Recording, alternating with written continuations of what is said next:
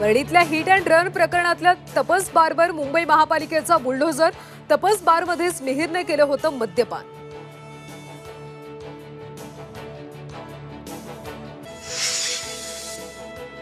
राजेश शहांची शिवसेना उपनेते पदावरून हकालपट्टी।